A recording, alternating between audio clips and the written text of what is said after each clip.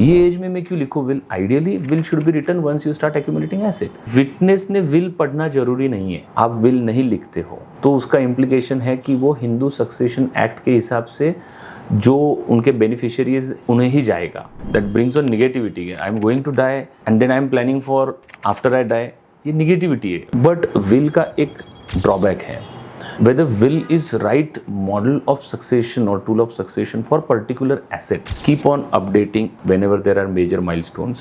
Future में dispute ना आवे family में, who will carry the name of the business. But कुछ ऐसा है कि registered will cannot be challenged in court. लेकिन अगर stamp paper नहीं होगा तो फिर registration की भी जरूरत नहीं होगी कि आप will में close relatives को avoid नहीं कर सकते। Basic क्या हो जाता है कि will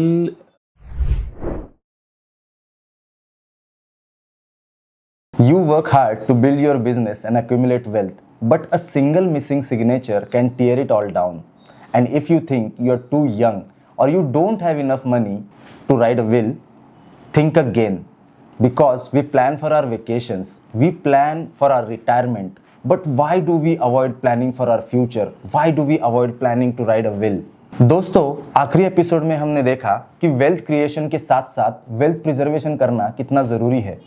हमने अलग अलग एग्जाम्पल्स के साथ ये भी देखा कि वेल्थ क्रिएशन के साथ wealth preservation with different succession tools कैसे किया जा सकता है।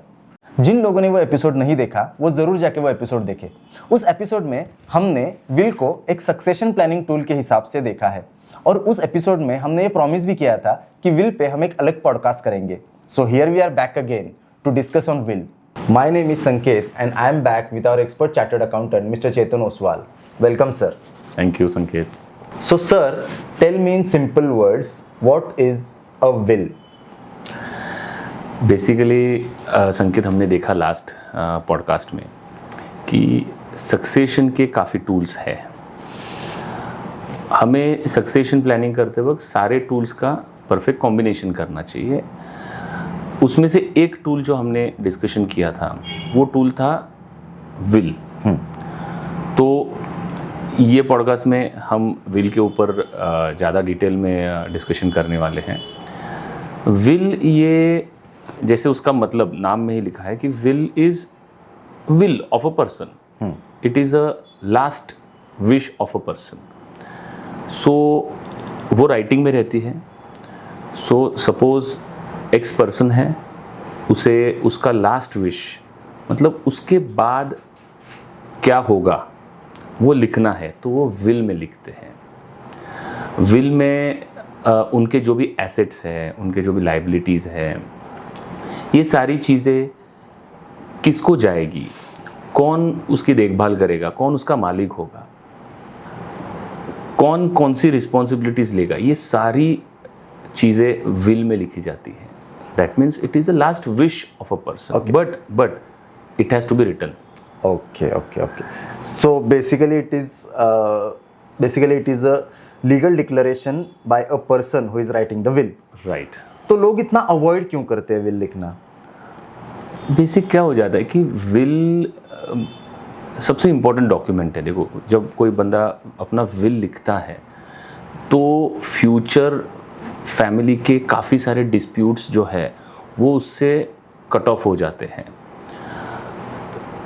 काफ़ी कॉम्प्लिकेशंस जो है वो इससे कट ऑफ होते हैं। बहुत सारी क्लैरिटी फैमिली मेम्बर्स के बीच में आ जाती है। जैसे हमने लास्ट पॉडकास्ट में बोला था कि succession is to bring a clarity for the family. Will लिखने से क्लैरिटी आती है, but still people avoid it.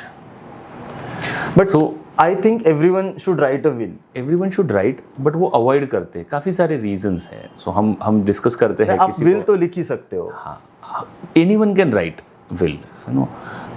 Not necessary कि विल के लिए कोई लीगल एक्सपर्ट की ज़रूरत हर टाइम रहती है, बट लोग अवॉइड करते हैं। हम लोगों को पूछते हैं, we try to get idea कि सर आप लिख लो विल, है ना, आप क्यों नहीं लिख रहे हो? तो मुझे ऐसा लगता है कि विल पे बहुत सारे लोगों को बहुत सारी गलत फहमियाँ हैं। हाँ, वो भी है, तो वो भी है, बट विल ना लिखने के रीजंस काफ़ी है। एक ऐसा भी कोई लोग बोलते हैं कि उससे नेगेटिविटी आती है कि भाई मैं अभी हूँ तो मैं बाद में का क्यों लिखते बैठूँ। So that brings on negativity. I am going to die and then I am planning for after I die, ये निगेटिविटी है। एक वन ऑफ द रीज़न ये है कि निगेटिविटी आती है।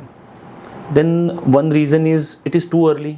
लाइक अभी आज हम समझो किसी पर्सन को बोले जिसका एज अराउंड 35-40 है, तो बोलेगा यार ये एज में मैं क्यों लिखूँ will. Ideally will should be written once you start accumulating asset, but it is too early to write will. ये एक रीज़न है why people don't write will. और कोई फैमिलीज़ में ऐसा भी रहता है कि यार मेरे 2 बेटे हैं and all is sorted out, like they know that what will be taken, बच्चे देख लेंगे। So no, our family is having good values and they will take care of it properly, they will not fight और they will not have any dispute. So एक ऐसा भी misconception रहता है। बहुत बार ऐसा रहता है कि will write it later, like no मेरा एज 50-60 और मैं जब अभी बेड रिडन हो जाऊंगा उसके बाद देखूंगा, किसी तो मेरे अच्छे फ्रेंड को बुलाऊंगा और उसके सामने मैं विल लिख दूंगा। सो ऐसे जनरली मिसकंसेप्शन रहते हैं और बहुत बार ऐसा भी रहता है। सो ये one of the reason why we thought of this podcast is लोगों को विल में क्या होता है, क्या नहीं होता है, विल में क्या गलतियां नहीं करनी चाहिए, विल कैसे लिखनी चाहिए, विल कैसे लिखे तो फ्यूचर में डिस्प्यूट ना आवे फैमिली में, या वो कोर्ट मैटर ना बन जाए। ये काफ़ी सारे रीजंस है। दैट इज़ वाई पीपल बाद में देखेंगे। So generally people have tendency to procrastinate कि भाई बाद में देखेंगे, जब ज़रूरत पड़ेगी तब हम बिल लिखेंगे। सो ये सारे रीज़न हैं। मुझे ऐसा लगता है कि ये जो सारी गलत फहमियाँ हैं इन पर आज हम गौर करेंगे। परफेक्ट है। तो वन बाय वन, सबसे पहली गलतफहमी ये है कि will should be written on a stamp paper. No see, will ये last wish of a person, जैसे मैंने बोला, it has to be written but not necessary on stamp paper, it can be on a plain paper. In fact मैं बोलूँगा कि कोई भी paper के ऊपर आप लिखना चालू कर दो विल, तो भी इवन इट इज़ फाइन, वो आपको टाइप भी नहीं करना है। Will can be on a simple paper, no need to type. सिर्फ एक उसमें ख्याल रहना चाहिए कि आप लिखते वक्त क्लैरिटी के साथ लिखो। ऐसा क्लैरिटी चाहिए कि जिससे आगे डिस्प्यूट ना आए। That is all, no stamp paper. So it should be written only. It has to be written, not on stamp paper, it can be on a plain paper. लेकिन ये भी गलतफहमी है कि वो लीगल लैंग्वेज में, लीगल फॉर्मेट में होनी चाहिए। See, there is no legal format, it is not agreement basically. ये कुछ कॉन्ट्रैक्ट नहीं है, ये कुछ एग्रीमेंट नहीं है कि जिससे कुछ फॉर्मेट ही होना चाहिए between 2 person. It is a simple last wish of a person. आप कोई भी नॉर्मल लैंग्वेज में आप लिख सकते हो। It can be in any language also, there is no format. The only thing is there are certain contents जो आपको इंश्योर करना है कि ये कंटेंट्स उसमें सारे हैं। वाई? बिकॉज हमने देखा है कि काफ़ी सारे विल जो है वो डिस्प्यूट में कोर्ट में गए हैं। क्यों? Because there were no clarity, so there were some ambiguity. आपको इतना ही इंश्योर करना है कि आप कुछ भी लिखो, बट ऐसा लिखो कि जिससे प्रॉपर क्लैरिटी हो, so that there is no dispute in future. लेकिन अगर स्टैम्प पेपर नहीं होगा तो फिर रजिस्ट्रेशन की भी ज़रूरत नहीं होगी। Registration is not mandatory. See, you can do registration, it has got its own benefit. बराबर है। मैं तो बोलूँगा इवन नोटराइजेशन भी करने की ज़रूरत नहीं। काफ़ी लोग ऐसे बोलते हैं कि हम नोटरी कर लेते। No notary is required, no registration is required, is not mandatory. But आज के ज़माने में काफ़ी लोग are preferring registration, so they go to registrar, they get it registered so that will cannot be stolen, it cannot be torn, it cannot be destroyed, and there is a record that the will is written. But कुछ ऐसा है कि registered will cannot be challenged in court. नहीं, registration का purpose अलग है। See, why registration is done, it is to ensure that वो अपने गवर्नमेंट अथॉरिटी के पास उसका एक कॉपी है। इट कैन बी चैलेंज ना। See, if it is written in ambiguous language, उसमें क्लैरिटी नहीं है, उसमें इंपॉर्टेंट कंटेंट्स नहीं है, या वो विल जो रजिस्टर किया है उसके बाद और एक विल लिख दिया है, वो रजिस्टर नहीं किया है, या उसके बाद कुछ एसेट्स नए ऐड हुए हैं, या कुछ फैमिली मेम्बर्स कम ज़्यादा हुए हैं, तो ये सारी चीज़ें समझो अपडेट नहीं हुई और नया अपडेटेड विल भी रजिस्टर नहीं हुआ, तो पुराना वाला विल कैन बी चैलेंज। मैं यही सवाल आपसे पूछने वाला था कि एक बार लिखी हुई विल ही फाइनल होती है, ऐसा कुछ होता है? नहीं। उसके बाद वो विल लिखने के बाद अगर कोई एसेट बढ़ गया उस पर्सन का एसेट बढ़ गया या फिर कुछ बिक गया, फिर वो तो चेंज हो गया। सी विल में ना आप आपके सारे एसेट्स एंड लाइबिलिटीज का डिस्क्रिप्शन लिखते हो और वो किसके पास जाने वाला है, कौन टेक केयर करने वाला है, कौन उसका ओनर बनने वाला है, वो आप लिखते हो। तो समझो एसेट ऐड हो रहे हैं। Suppose you have certain shares और you have some companies where you are share holder और यू हैव योर बिजनेसेस जो जिसमें आप शेयर होल्डर हो या ओनर हो, ये बिजनेस बढ़ गए, समझो 2 के 3 यूनिट्स हो गया है, या शोरूम्स आपके बढ़ गए हैं, या स्टोर्स आपके बड़े हैं, या आपके कोई एसेट्स हैं, समझो रेसिडेंशियल प्रॉपर्टी है, कमर्शियल प्रॉपर्टी है, एग्रीकल्चर प्रॉपर्टी है, ये बढ़ गए हैं, या कोई आपने सेल आउट कर दिए हैं, कोई कमर्शियल यूनिट्स है, कोई बॉन्ड्स है, ये सारे जब कम ज़्यादा होते तो आपको वो अपडेट देने के लिए आपको विल नया अपडेट करना पड़ता है। But one condition is there, you have to revoke earlier will and then you have to write this will. So simple है, एसेट लाइबिलिटी चेंज होते हैं या बेनिफिशियरी प्लस माइनस होते हैं तो आपको विल ये अपडेट करना जरूरी है। विल के ऊपर आप नया वाला डेट लिख दो, पहले वाले सारे विल हमने ये किए हैं ऐसा लिख दो, तो ये नया वाला विल जो है वो एक्टिवेटेड रहेगा। तो you can change it any number of times. अगली गलतफहमी ये है कि आप विल में क्लोज रिलेटिव्स को अवॉइड नहीं कर सकते, यानी आप अपने क्लोज रिलेटिव्स को बिना कंसिडर किए विल नहीं बना सकते, उनको आपको लेना ही पड़ेगा। सी बेसिकली विल ये last wish of a owner है, वो किसको भी देवे, it is absolutely not at all required कि रिलेटिव को ही देना है। सी आप विल नहीं लिखते हो, आप विल नहीं लिखते हो तो उसका इम्प्लीकेशन है कि वो हिंदू सक्सेशन एक्ट के हिसाब से जो उनके बेनिफिशियरीज उन्हें ही जाएगा। बट आप विल लिखते हो तो आप किसको भी दे सकते हो, आप फैमिली मेम्बर को दे सकते हो, आप फ्रेंड को दे सकते हो, आप सर्वेंट को भी दे सकते हो। You can donate whole of your asset to any trust और डेइटी, आप किसी मंदिर को भी दान दे सकते हो। मैंने ऐसे किस्से सुने हैं कि जहाँ पे पेट को भी मेंशन है विल के अंदर। So anyone can become a beneficiary, but one thing is there कि समझो फैमिली मेंबर में समझो आपके 2-3 बेटे हैं या बेटियां हैं या क्लोज रिलेटिव है जिनको उसमें मिलना चाहिए था पर आपको उसको देना नहीं है, तो आप वहाँ पे लिख दो कि भाई ये 2 में से ये एक बेटा है, he is self sufficient, he is not with us, so ये जो प्रॉपर्टी है इसमें उसको कुछ भी नहीं मिलेगा। You mention the reason why you are not giving to that beneficiary, तो that the things will be sorted out. Otherwise मैंने जो बोला कि lot of disputes happen in will, that is because there is no clarity why you did this, so it is better you mention the reason. So in short, just write it on a paper and that's it, is it? Yes, it is there, but you know, I said ki there are contents. Those content, if it is there sequentially and the language is very clear, no ambiguity कि अरे ये 2 तो asset थे और आपने लिखे ही नहीं will के अंदर, तो इसका कौन क्या करेगा, या किसी को नहीं दिया तो क्यों नहीं दिया, तो ये एम्बिग्यूटी रहेगी, या लैंग्वेज ऐसा आपने कुछ गलत लिखा रहेगा कि जिससे 2 मतलब निकलते हैं, then it is tough. Witnesses, then you have to, yes, that everything is has to be sequentially, and then at the end of this the most important thing is you have to have 2 witnesses on the will। 2 witness होने बहुत जरूरी है। कोई भी हो सकता है witness, anyone can be witness, but one thing has to be taken care that जो बेनिफिशियरी है ना उनको विटनेस नहीं लिया हुआ अच्छा। So witness has to be some reputed person of the society, or you can take chartered accountant, you can take advocates, doctors are most preferable witnesses, so that you know witness का काम क्या रहता है कि जो ये भाई साहब ने विल लिखा है, ये will has been written in their presence, right? He was of sound mind, he was very well aware when he wrote the will, so he is mindful what he is writing, he is mindful what he is giving to whom। ये witness का काम है। देखो एक और point इसमें है कि विटनेस ने विल पढ़ना जरूरी नहीं है।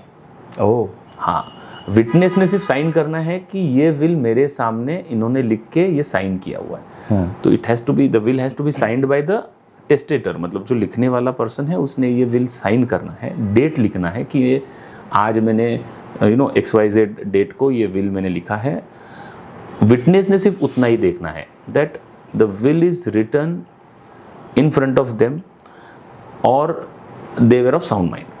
उसने कुछ पढ़ने का जरूरत नहीं है। So straight away the testator can say कि you can write at the bottom of the will that they are the witnesses, that is all. Okay, तो हमारे व्यूअर्स के लिए let's summarise the points.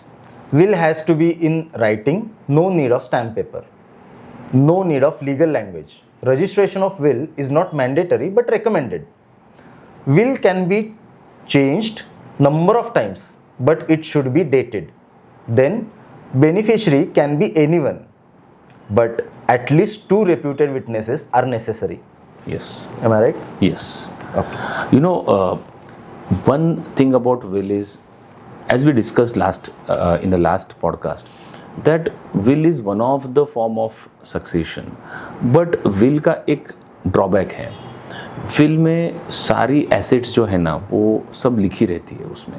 So if there is dispute and it this matter goes to court, then all of the assets of the person is in front of court. And that is why people avoid writing will, to avoid confidentiality. So if someone is having substantial assets, writing will, and if it goes into dispute, then it can, the issue of confidentiality or privacy comes into picture. So this tool has to be used very cautiously. अभी मैं आपसे पूछना चाहूँगा कि contents of will pay आप क्या बता सकते हो, ideal contents? See, the person has to introduce himself that I am so and so person. So for example, if I am writing a will, I'll write down I am Chetan Oswal and I am writing this will on so and so date. आपको पुरानी सारी will ratify करनी है कि भाई मेरे पुराने सारे विल जो है उसको ये वाला विल ओवरराइड करेगा। उसमें मुझे मेरे फैमिली के डिटेल्स लिखने हैं कि I am having so many members in my family. Then I have to write down all my assets as annexure और directly on the face of it. Then मुझे मेरे बेनिफिशियरीज को एसेट क्या ratio में मैं डिस्ट्रीब्यूट कर रहा हूँ वो लिखना है। एक इसमें इम्पॉर्टेंट एलिमेंट है दैट इज कॉल्ड एग्जीक्यूटर, कि सिंस द विल एक्टिवेट कब होता है? After the death of a person. So who will execute this, है ना? तो एग्जीक्यूटर लिखना पड़ता है कि so and so person will ensure that ये एसेट ये बेनिफिशियरी को जाने वाली है। सो एग्जीक्यूटर ये आपको उस विल में लिखना बहुत ज़रूरी है। ये सारे विल के लिए कोई एक सैम्पल फॉर्मेट है आपके पास? See it is available online. हमारे वेबसाइट के ऊपर भी हमने विल के काफ़ी फॉर्मेट्स अपलोड करके रखे हैं। सो बेसिक किसी को लिखना है तो they can use this sample format, but it is highly recommended that looking at persons assets, family combination, like who are the family members, how diverse is the family, how many members are there. So depending upon complexity, they should take legal consultation before writing a will, so that there is no future disputes. Okay. Whether will is right model of succession or tool of succession for particular asset, that can also be thought of. For that also we have to take consultation. Otherwise the format is available on our website. Viewers, आप ज़रूर नीचे लिखे website पे जाइए जो है chetanOswal.com, और उस पर आपको विल का एक सैम्पल फॉर्मेट भी मिलेगा। हम एक गूगल फॉर्म की लिंक भी ऐड कर रहे हैं, जो कांटेक्ट करना चाहते हैं वो ज़रूर वो गूगल फॉर्म भरे। Next part is tell me dos and don'ts while writing a will. ये पॉडकास्ट में आपने शुरू से जिसने बराबर से सुना है उसमें हमने वही चीज़ें बोली है कि आपको विल लिखना जरूरी है। सबसे इम्पोर्टेंट पहला डू है, you have to write will. Second, as early as possible. Third, it has to be written with absolute clarity कि ये क्यों कर रहे हैं और कैसे कर रहे हैं। ये आपको एब्सोल्यूट क्लैरिटी के साथ आपके विल में लिखना है. Then you have to ensure that witnesses are there. 2 witnesses are there. If at all possible, get it registered. There is no harm in registering the will. Then whenever there are changes, major milestones are there. Whenever जब भी कोई changes है family members में या assets में, आप उसको ज़रूर अपडेट करिए. बहुत बार लोग क्या बोलते हैं कि अच्छा एक एसेट ही ऐड हुई है ना, 2-3 एसेट ऐड होने दो, उसके बाद हम उसको अमेंड करेंगे. No, keep on updating whenever there are major milestones. Time to time उसको अपडेट करना चाहिए. देन जहाँ पे भी ज़रूरत लगे you have to take consultation of legal expert. तो ये इम्पोर्टेंट डूज है जो विल लिखते वक्त ख्याल में रहने चाहिए. Okay, so any don'ts? Don't, very specifically don't use vague language. That is most important thing कि आपको लैंग्वेज कॉम्प्लिकेटेड नहीं रखना है. आपको इम्पोर्टेंट एसेट नहीं भूलना है. बहुत बार लोग क्या करते हैं कि ओनली टेंजिबल एसेट विल में लिख देते हैं. There are intangible assets. So in big groups trademarks रहते हैं, intellectual properties are important component. So वो विल में भूल जाते हैं and then there is dispute on नाम, who will carry the name of the business. So ये भी आप उसमें विल में लिख सकते हो, तो वो नहीं छोड़ना है. One miss out generally what we observe is tax जो इम्पैक्ट है वो भी आपको मिस आउट नहीं करना है. Since will is very good format of tax planning. उसमें से काफ़ी सारी चीज़ें हम टैक्स प्लानिंग के लिए यूज़ कर सकते हैं. मतलब विल बहुत अच्छे से टैक्स प्लानिंग का टूल हम बोल सकते हैं. तो ये आपको मिस आउट नहीं करना है. देन आपका प्रॉपर्टी में ही फिर से हम आएंगे कि you should not miss out share of your HUF. That is also your asset ना. So that should not be missed out while writing a will. So ये सारी चीज़ों का आपने ख्याल रखना है जब आप विल लिखते हो. Okay, wonderful. So any last message for our viewers? जहाँ पे भी पॉसिबल हो, जहाँ पे भी आपको लगे कि it is right time, at the earliest write will, take help of consultant, professional. ऐसे देखिए आप कि जहाँ पे भी पॉसिबल हो आपको टैक्स प्लानिंग के लिए आप कैसे विल को यूज़ कर सकते हो वो देखिए. And the most important thing, now ये सारी लीगल बातें हो गई. मोस्ट इम्पॉर्टेंट थिंग इज़, जैसे हमने लास्ट टाइम भी बोला कि you are only guardian of what we you have earned over a period of time. If you really want that this particular thing which you are currently holding should pass on to the next generation without any dispute, then write will at earliest. Because ये भी एक charity है कि आपने कमाया हुआ जो भी है ये आपके अगले जनरेशन को एफर्टलेसली जा रहा है, बिना तकलीफ जा रहा है, बिना कोर्ट कचहरी जा रहा है, बिना झगड़े जा रहा है. So that is also a good deed. So will लिखिए आप जहाँ पे भी आपको हेल्प लगे. Lot of content is there now. ये पॉडकास्ट में भी हमने काफ़ी सारी चीज़ें क्लैरिफाई की है. आप विल लिखिए, जहाँ पे भी हेल्प लगे प्रोफेशनल्स का हेल्प लीजिए. टैक्स प्लानिंग करिए, अच्छे से सक्सेशन प्लानिंग करिए, और आपकी जो भी एसेट लाइबिलिटीज़ है ये आपके अगले जनरेशन को बहुत स्विफ्टली पास ऑन करिए. That is only message. Thank you, sir. That is all. Thank you, viewers, for watching this episode. Please like, comment, and share it with someone who may need it. Thank you.